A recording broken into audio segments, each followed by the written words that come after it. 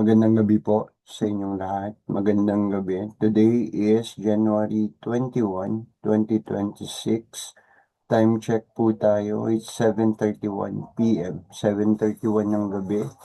And January 21 is Wednesday, araw po ng Miyerkules ngayon. Tuloy po tayo sa ating pag-aaral ng mga salita ng Diyos ng Ebanghelyo. Pag-aaralan natin ang Ebanghelyo para sa araw na ito na ginagamit sa mga pagdiriwang sa ating mga Katolikong simbahan. Muli po, nagsasalita ako bilang isang Katolikong Kristiyano. Ang sino man pong sumasama sa amin sa pag-aaral ng salita ng Diyos, kahit hindi Katoliko, wini-welcome ko po kayo. Walang anumang masamang loob. Salamat po sa inyong interes na sumamat mag-aral sa mga salita ng Diyos. Maraming salamat po. Tulad ng dati, bago tayo magsimula po tayo sa isang pambungad na panalangin. Sabay-sabay po tayo sa ngalan ng Ama, ng Anak, ng Espiritu Santo. Amen.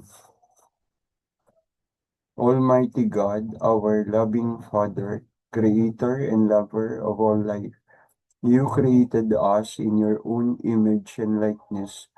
Give us the strength and courage to defend and protect marriage, the family, and all human life, from the conception and at the moment of fertilization to natural death. We ask your divine healing, comfort, and peace for all those suffering from marital and family problems.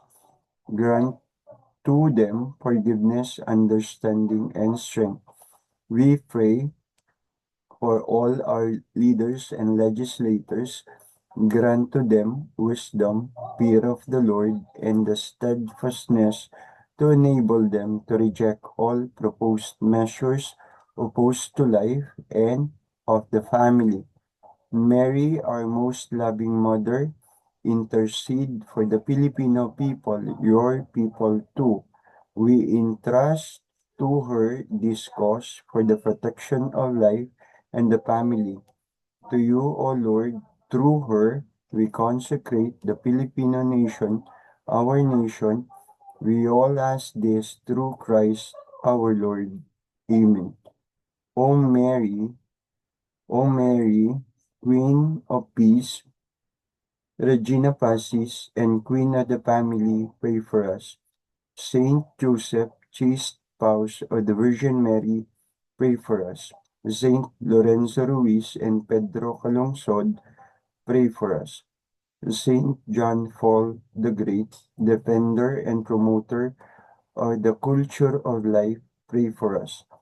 Saint John Paul the Great, defender and promoter of the gospel of life, pray for us. Most Sacred Heart of Jesus, have mercy on us. Immaculate Heart of Mary, pray for us. All you heavenly powers, God's legions of angels, pray for us. In the name of the Father, and of the Son, and of the Holy Spirit. Amen. Wala na pong pasikot-sikot. Maraming salamat po sa inyong pakikiisa sa ating pambungad ng panalangin. Share screen na po ako para maipakita sa inyo ang Ebanghelyo para sa araw na ito na ating pag-uusapan at panggagalingan ng tema ng aking pagbabahagi. Wait lang po. Share screen po ako.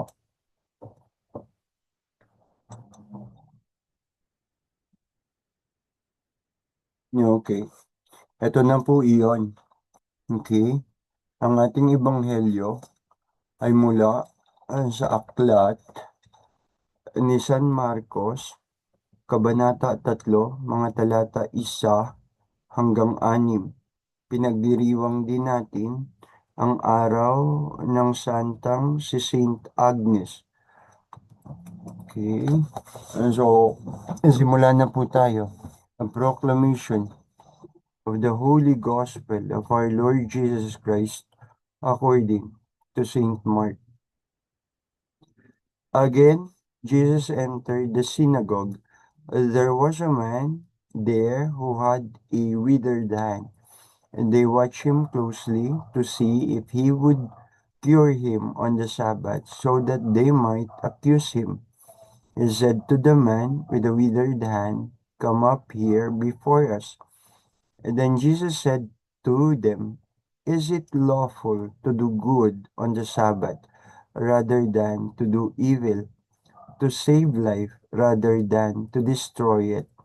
But they remained silent, looking around at them with anger and grief at their hardness of heart. He said to the man, "Stretch out your hand."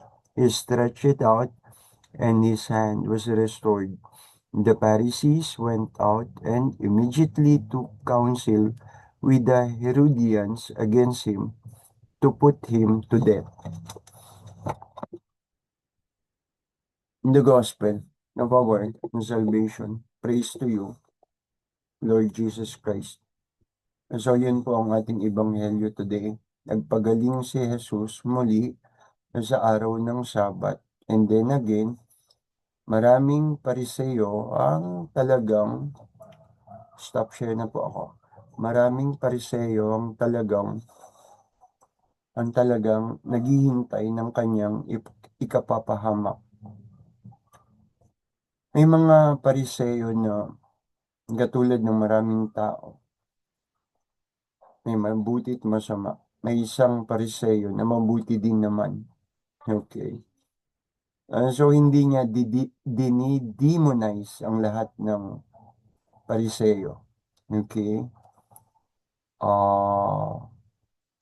May Pariseo na ang sabi sa kanya, "Panginoon, paano ang tao ay isisilang na muli?" Pero yun hindi po yun ang tema ng ating usapan. Basta ang sinasabi ko lang po, hindi dinimonize ni Jesus ang lahat ng Pariseo. Pero ang punto ko ay maraming Pariseo ang talagang naghihintay ng kanyang ikapapahamak. Sa ibang translation, ang nakalagay dito, the Pharisees took counsel with the Herodians against him to put him to death. Other translation, to destroy him, to destroy Jesus. Okay? So, yun po ang nangyari. Nagpagaling si Jesus sa araw ng Sabat. At nang magtanong si Jesus, wala naman silang maisagot. Wala silang maisagot sa tanong ni Jesus. Ang sabi ni Jesus sa tanong niya, "Is it lawful to do good on the Sabbath rather than to do evil, to save life rather than to destroy it?" Yun ang tanong ni Jesus.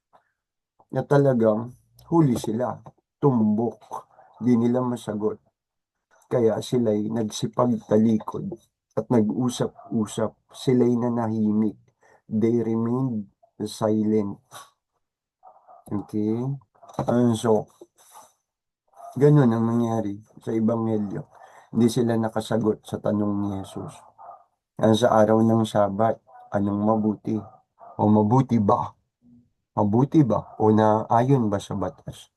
Ang gumawa ng mabuti o masama sa araw ng Sabat, hindi sila nakasagot.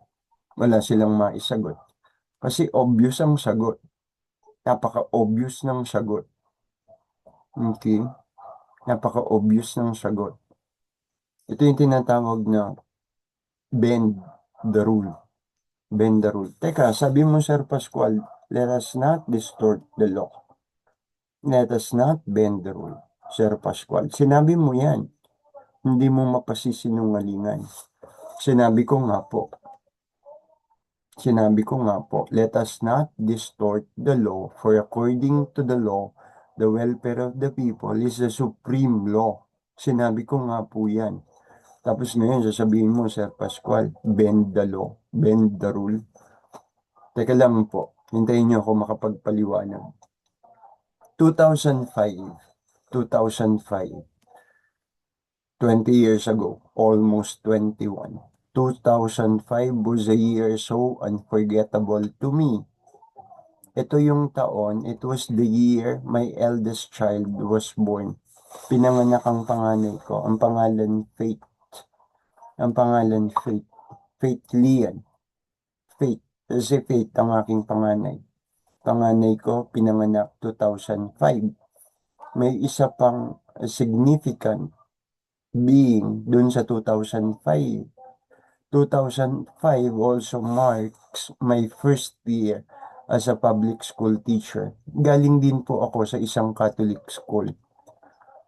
Pagdating ng 2005, it marks my first year as a public school teacher. Nakalipat na po ako sa public school.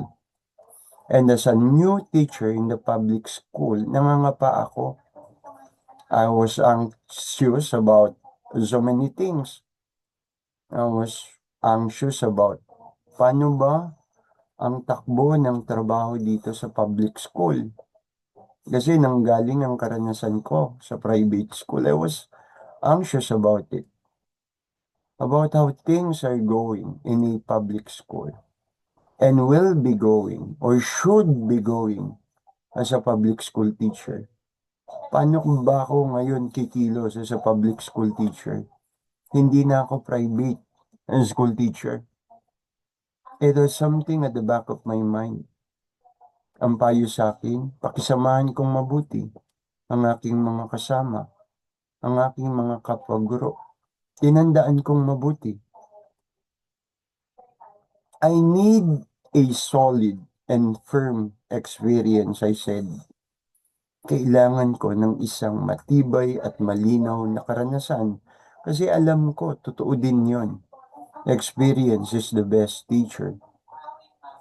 Mas marami, mas malalim na pagkatuto dahil sa mga karanasan. So, 2005. So, mga isang linggo pa lang sa trabaho, about only a week from work, we had a sudden school earthquake drill. 2005, unannounced.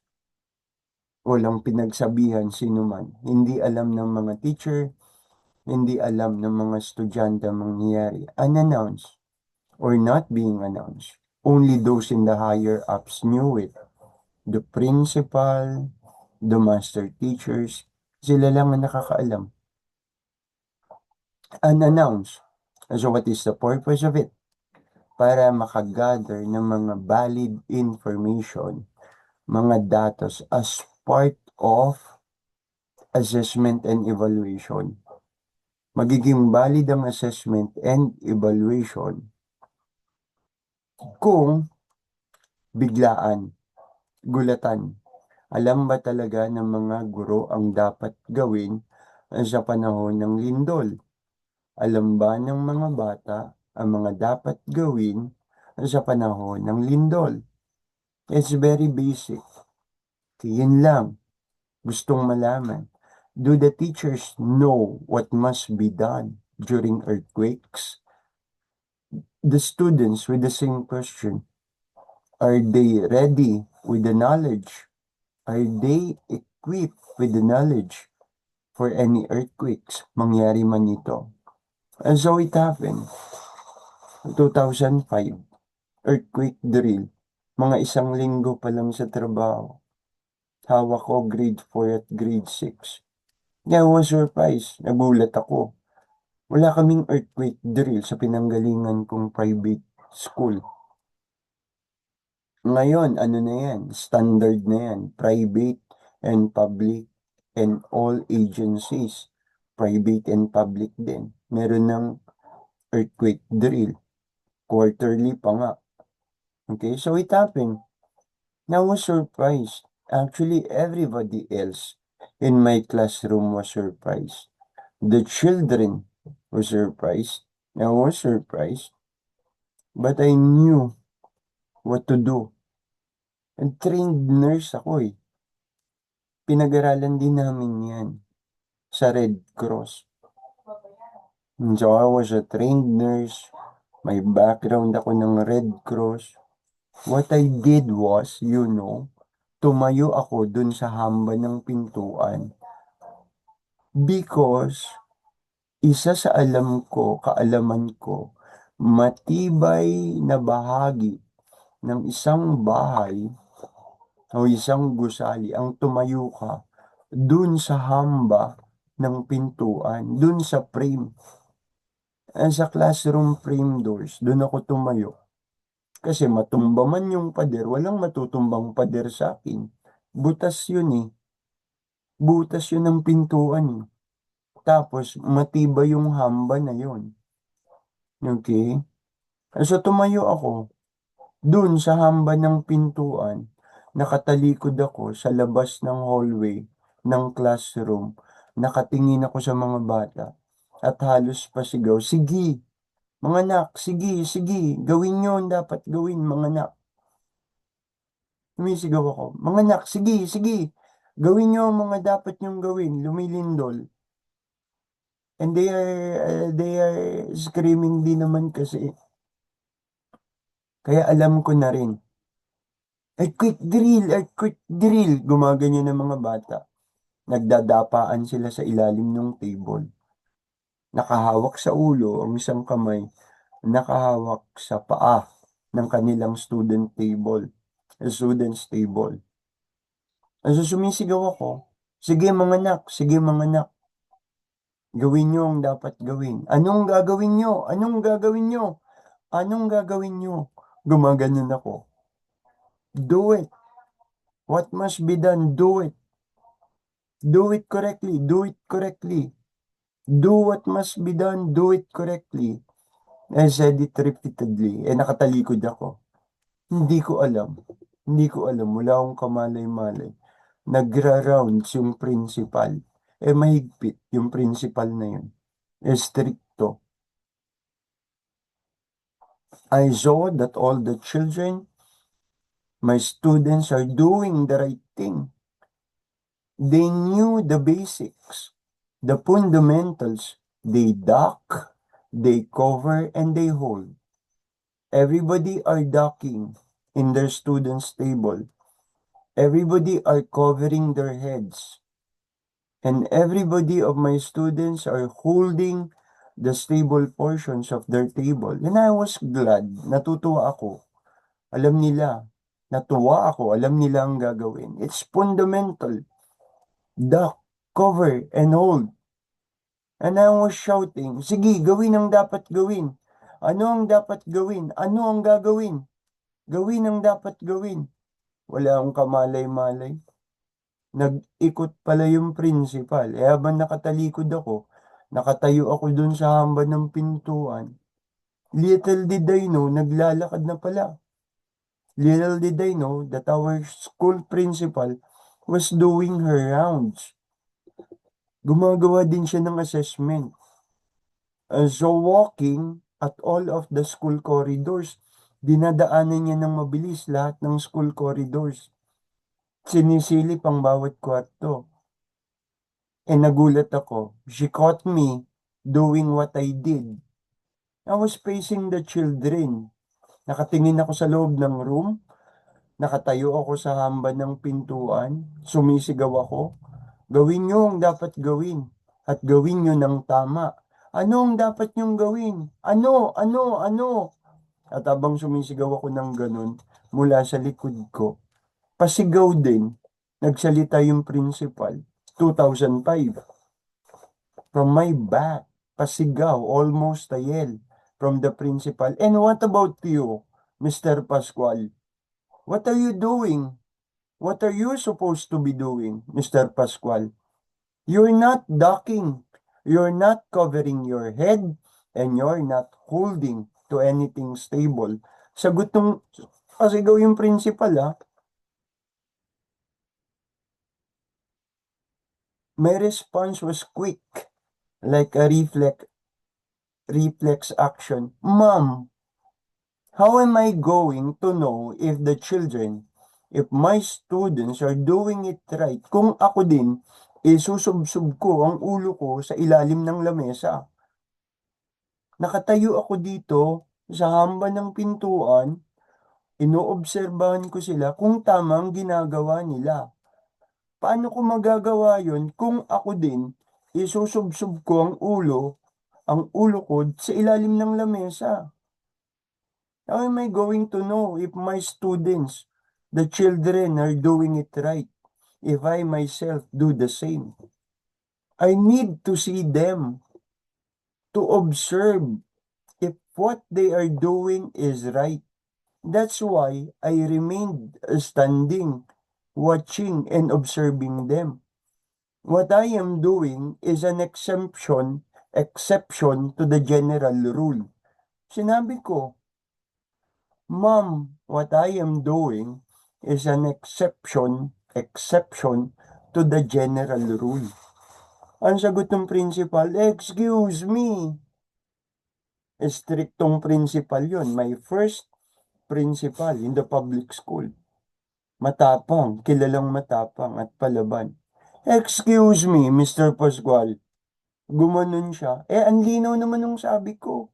Paano ko malalaman na ginagawa ng mga estudyante ko ang tama kung isusubsob ko rin ang ulo ko sa ilalim ng lamesa? I need to see them. I need to observe them if they are doing the right thing. Hindi ko yan makikita. Hindi ko yan maobserbahan kung pati ako nakasubsob sa ilalim ng lamesa. Excuse me, Mr. Pascual. Sagot ko, Ma'am, what I am doing is an exception to the general rule. Alam ko yun nasa ethics yun Professional ethics. For every rule, in a general rule, there is always an exception. Nakalagay yun. Nakalagay yun. Exception to the general rule. Professional ethics. So may backup ako sa ginawa ko. At saka reasonable ako. Nakatayo ako sa hambad ng pintuan. Ikaw nga naglalakad ka, paikot-ikot. Hindi ko naman sinagot na ganun. Ikaw nga naglalakad sa lahat ng corridors. Why are you not docking? Why are you not docking? Why are you not covering your head? Why are you not holding anything stable? Hindi ko naman siya sinagot na ganun. Kasi parang, teka, bago-bago mo, ganyan ka. Hindi ko naman siya sinagot na ganun. Sabihin mo sa akin, why are you not docking? Why are you not covering your head? Why are you not holding to something stable or anything? Kung sinagot ko yun, pabalang, bakit po ikaw, lakad ka ng lakad? Why are you not doing the same? Hindi ko sinagot. Basta sinabi ko lang, Ma'am, hindi ko maobserbahan yan. Kung ginagawa nila ng tama, ang dapat gawin, earthquake drill, basic, fundamental, duck, cover, and hold. Kung pati ako susubsob sa ilalim ng lamesa, paano ko malaman? Ma'am, exception to the general rule. Ang sagot niya, excuse me, Mr. Pascual.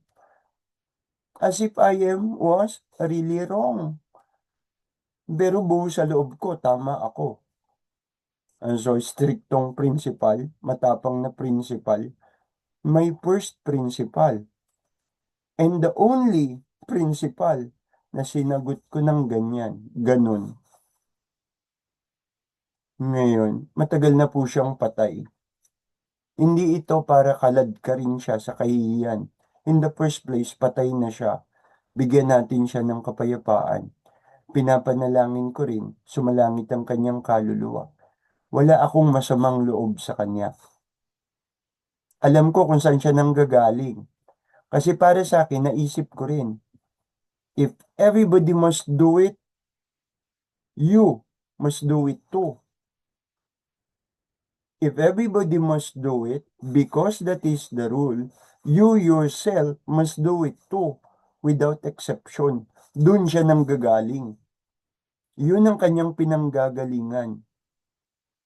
Okay? Kaya naintindihan ko. Pero ako, may pinanggagalingan din ako.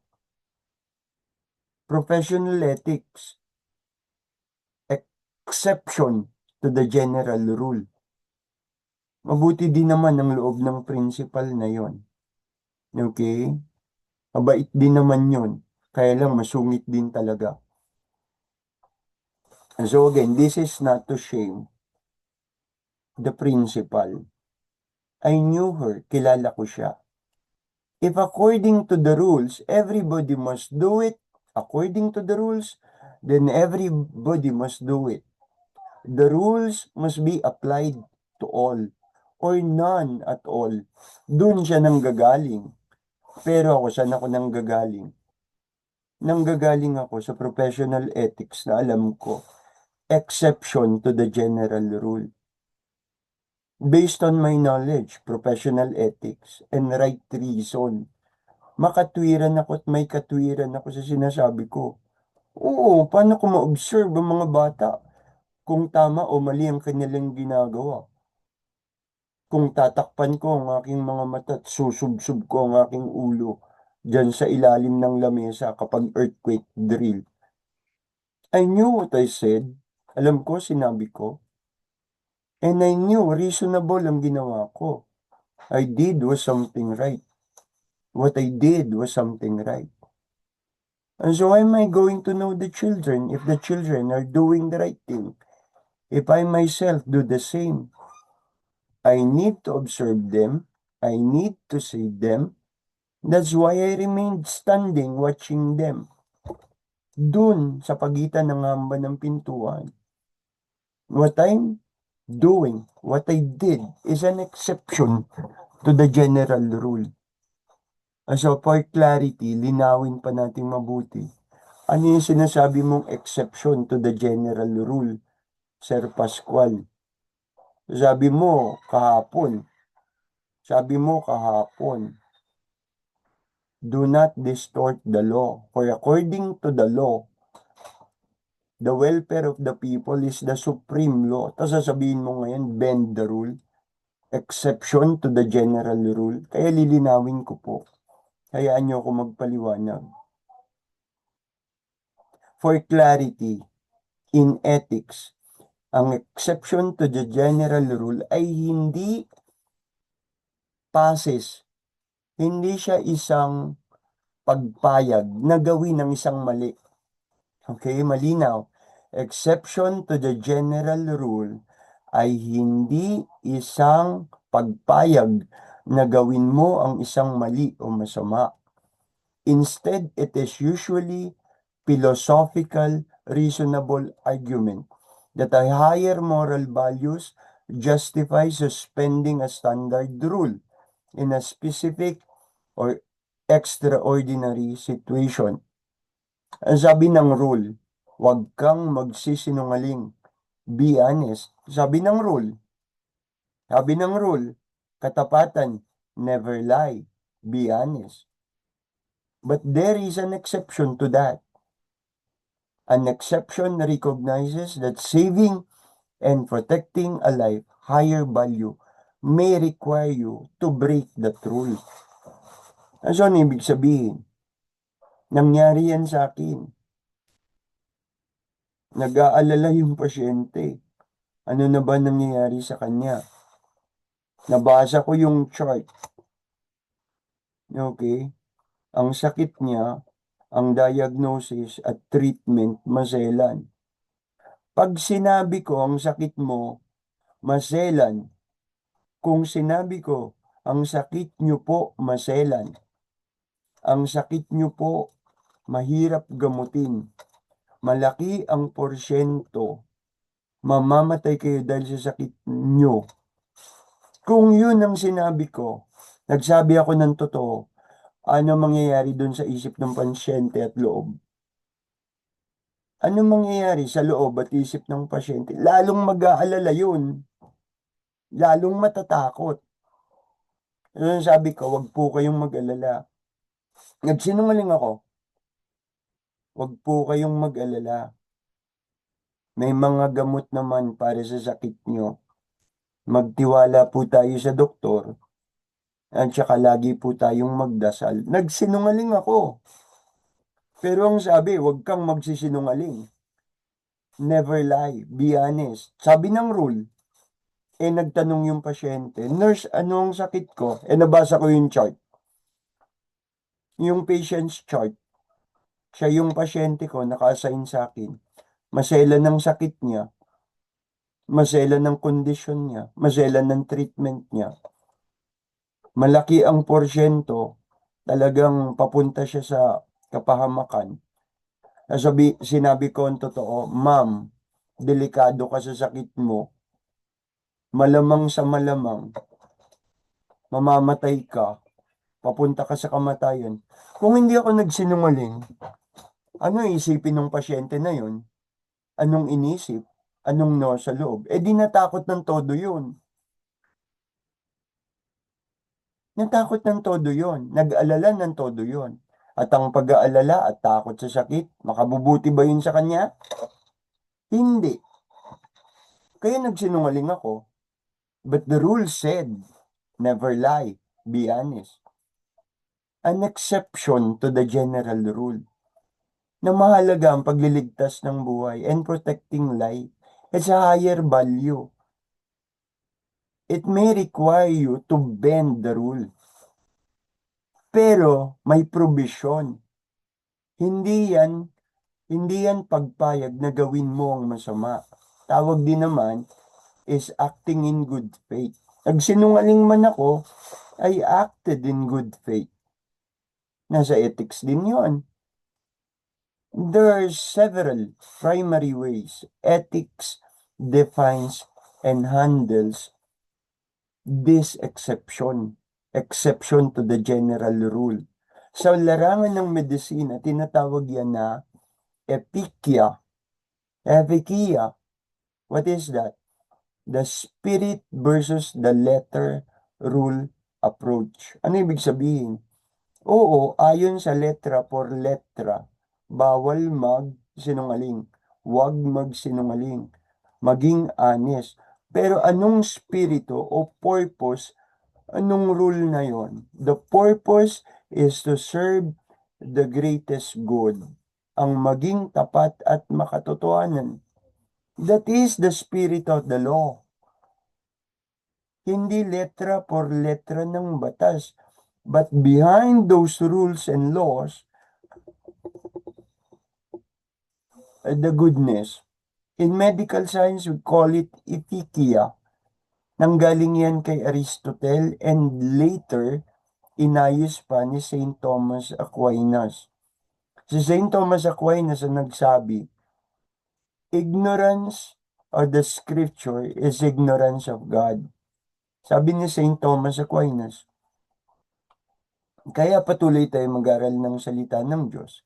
Epikeia, equity, is the virtue of knowing yung kakayahan, kaalaman, virtudes na alam mo kung ano ang spirito ng batas nang hindi ka literal sa letra ng batas.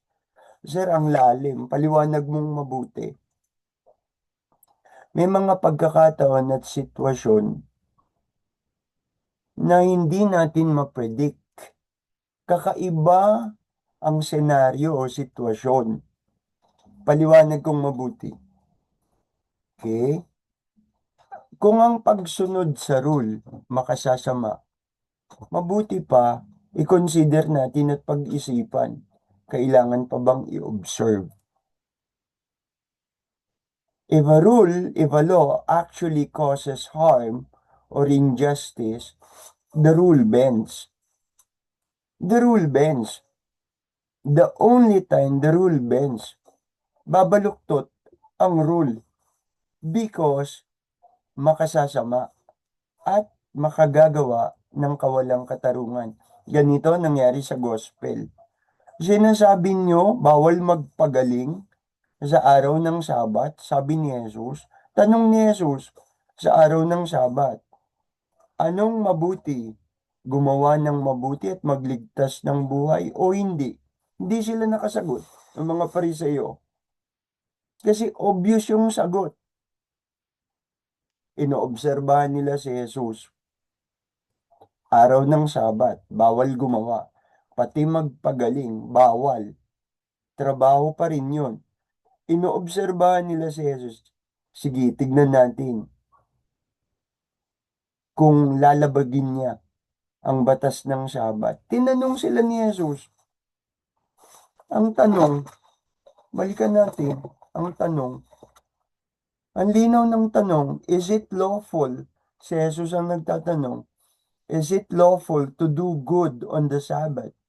rather than to do evil, to save life rather than to destroy it. Di sila makasagot dahil obvious ang sagot.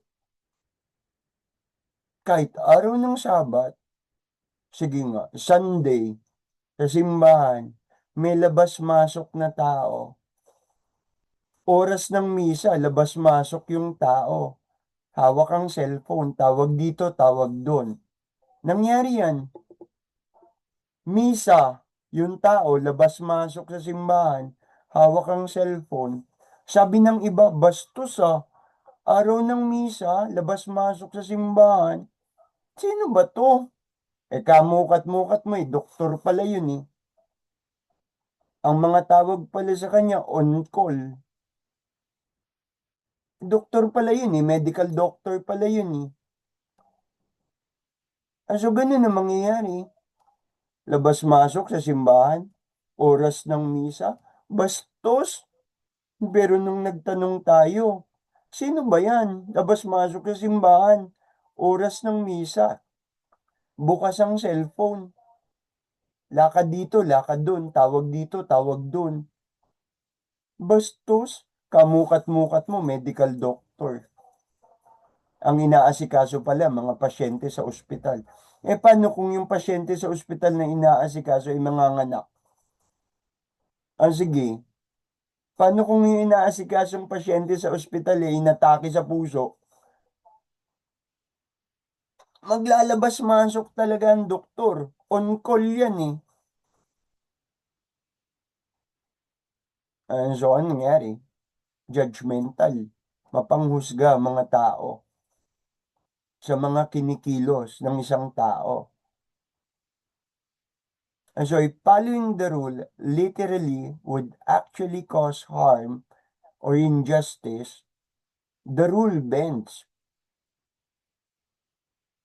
Hindi naman makatarungan, may pasyente ka, manganganak, or may pasyente ka, tinatawagan ka sa telepono dahil biglang nag-collapse, ang isip inatake sa puso, hindi mo sasagutin, that is injustice. Tapos sa loob ka ng simbahan, para ka tawaging maka-Diyos, wala kang gawin para dun sa pasyente na yon. On call, emergency, is a matter of life and death. Ano mo sasabihin, maka-Diyos? Paano ka naging maka-Diyos?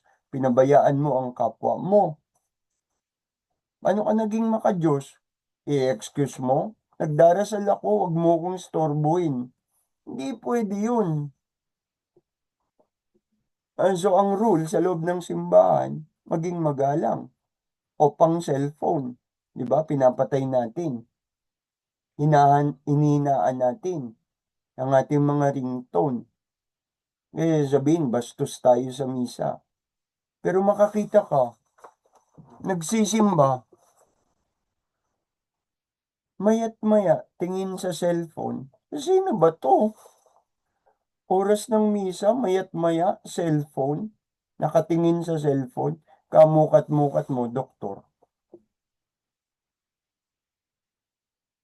So ano pang example? Nananakbo yung ambulansya. May sakay, inaatake sa puso. Anong ginagawa ng ambulansya? Sige, kahit nakastop yung ilaw ng traffic light, red. Anong ginagawa ng ambulansya? Diretso. No, stop, stop. Red ang ilaw ng traffic light. Ano ibig sabihin? Lumalabag sa batas yung ambulansya? Exception to the general rule. It's a matter of life and death. The rule bends. The rule bends. Oo, pag nag-red ang ilaw ng traffic light, stop. Ambulansya yan. Or police. Nagwawangwang. Nagwawangwang yung police. May kaguluhan. May nagbabarilan doon. Red ang traffic light. Logic. Reason will tell us, hihinto ba yun yung police car sa red light during emergencies? Emergencies, red light. Hihinto ba yung ambulansya? The rule bends. Exception. exception to the general rule. So maliwanag na po sana. Yung pagsisinungaling ko dun sa pasyente ko noon, wag po kayong mag-alala, may mga gamot naman kayong iniinom. Inaalagaan naman po kayong mabuti ng doktor tungkol sa sakit nyo. Pero ang tanong, nurse, ano ba talaga lagay ko? Ganon. Pag sinungaling ako, I lied.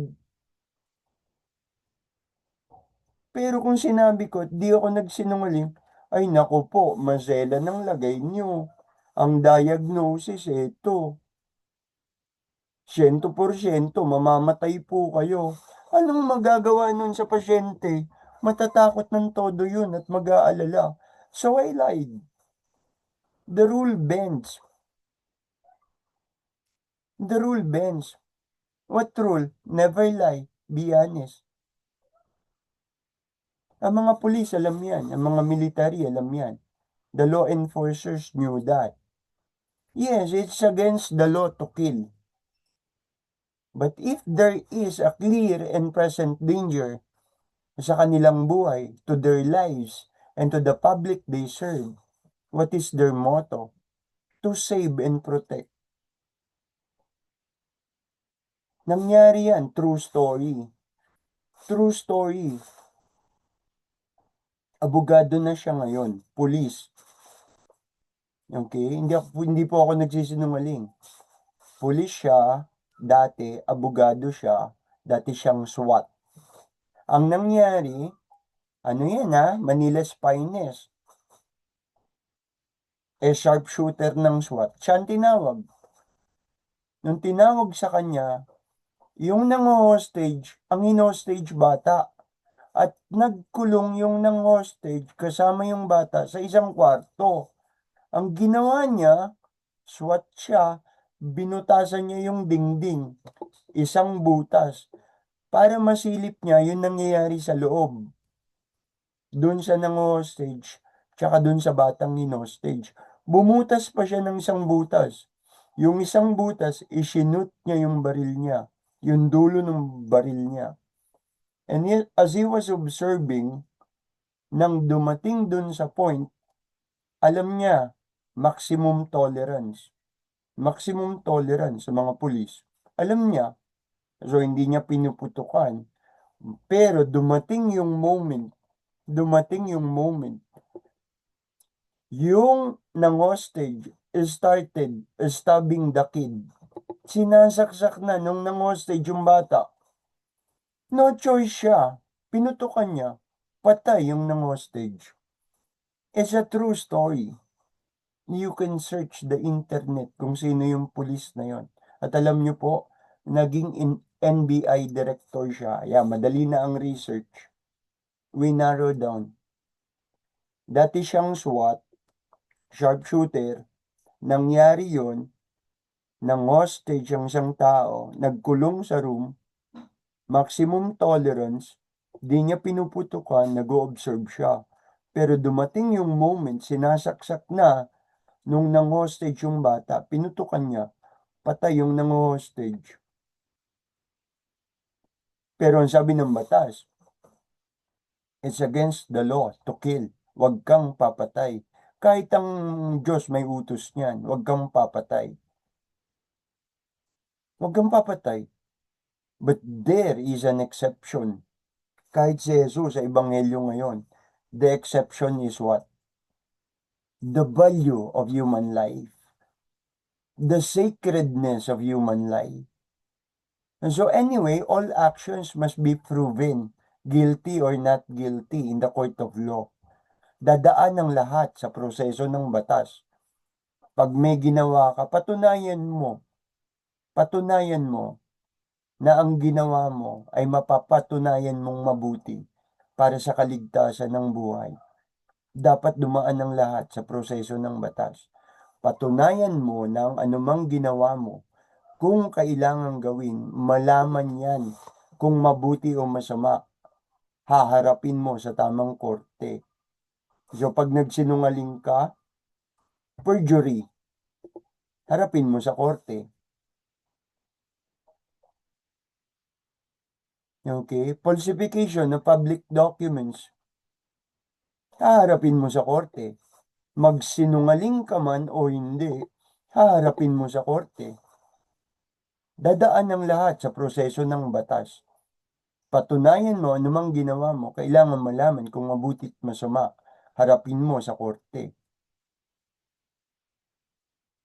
Gagawa ka ng isang bagay. Sabihin mo, wala kang masamang layunin. Pero mapatunayan. Nagsinungaling ako sa pirma ko. Forgery. Bakit ka nagsinungaling? Sa pagpirma. Falsification of public documents. Transcript of record sa eskwela, pineke mo. Pagsisinungaling. Falsification of public documents. So, ang itikya or bending the rule or exception to the general rule, hindi yan excuse para gumawa ka ng masama. Magkaroon man ng bend of rule, dapat mag-serve yan for the greater good, for the greater purpose of good. In the gospel, Jesus means not to be a lawbreaker. Hindi sinabi ni Jesus na maging mapaglabag tayo sa batas o labagin natin ang batas. Sa Sermon sa Bundok, Sermon on the Mount, Matthew chapter 5 verse 17, ano nakalagay? Huwag ninyong akalain, si Jesus ang nagsasalita, huwag ninyong akalain na naparito ako upang pawalang bisa ang kautusan, ang batas, at ang mga propeta. Naparito ako hindi upang pawalang bisa ang mga ito, kundi upang tuparin ang mga ito. Kasi sinasabi ni Jesus, obserbahan ng batas, to observe the law. Hindi sinasabi ni Jesus to become a lawbreaker. Naparito ako hindi upang pawalang bisang batas ang mga kautusan, kundi upang tuparin ang mga ito. Pero nung diwa nito, anong spirito? May puso. Ang puso ng tao sa kapwa tungkol sa awa o habag.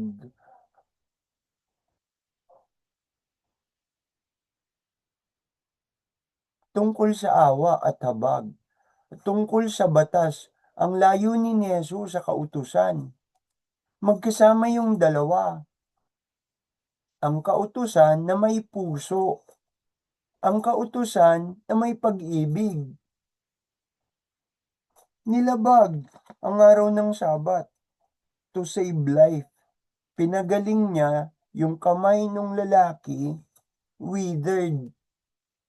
Tinanong sila ni Jesus, ang linaw nung tanong ni Jesus, hindi nila nasagot.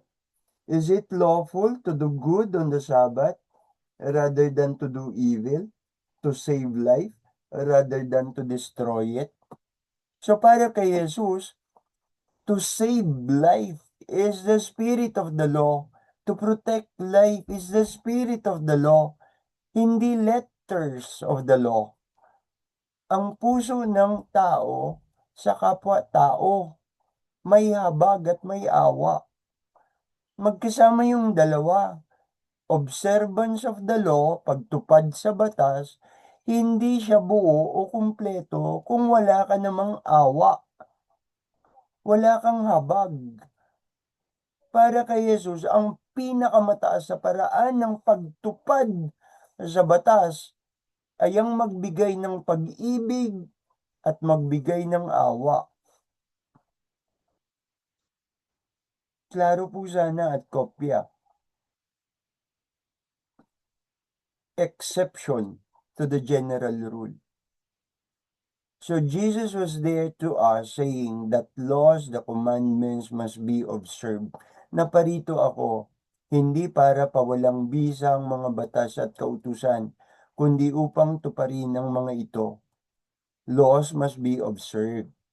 Pero kapag ang laws, naikokompromiso niya na ang buhay ng tao, teka muna, pag-isip-isipan natin yung batas na yan, na ikokompromiso na ang human life.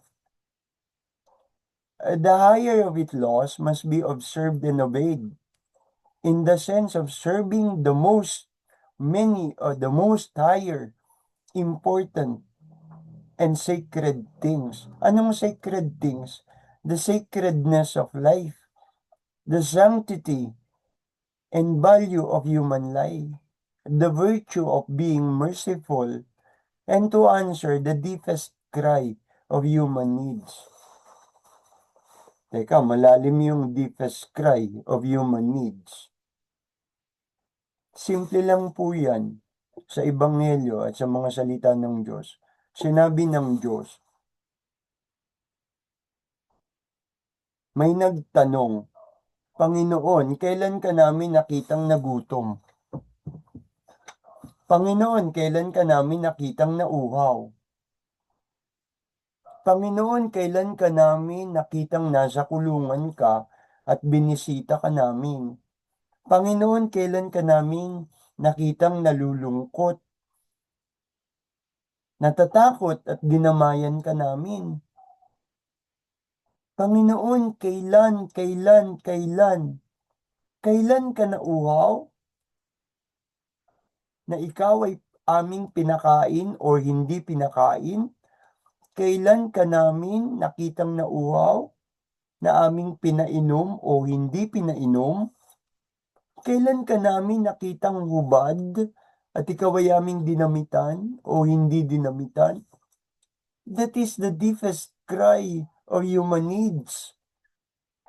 In the gospel for today, nangangailangan yung tao. Withered ang kanyang kamay. At araw ng Sabat. And so what is his cry? His pain, ang kanyang sakit. And so what is his cry? Panginoon, pagalingin mo po ako. Pinagaling ni Jesus, pero araw ng Sabat. Ibig bang sabihin, maging mapaglabag tayo sa batas. Bibigyan ko po ng emphasis. Ang mga batas dapat obserbahan at sundin. The commandments must be observed. Huwag kang magnanakaw, huwag kang papatay, huwag kang mangangalunya. Ibigin mo ang Diyos ng higit sa lahat, ng buong pag-iisip, ng buong puso at buong lakas. The laws must be observed. Igalang at mahalin mo ang iyong mga magulang. The laws must be observed.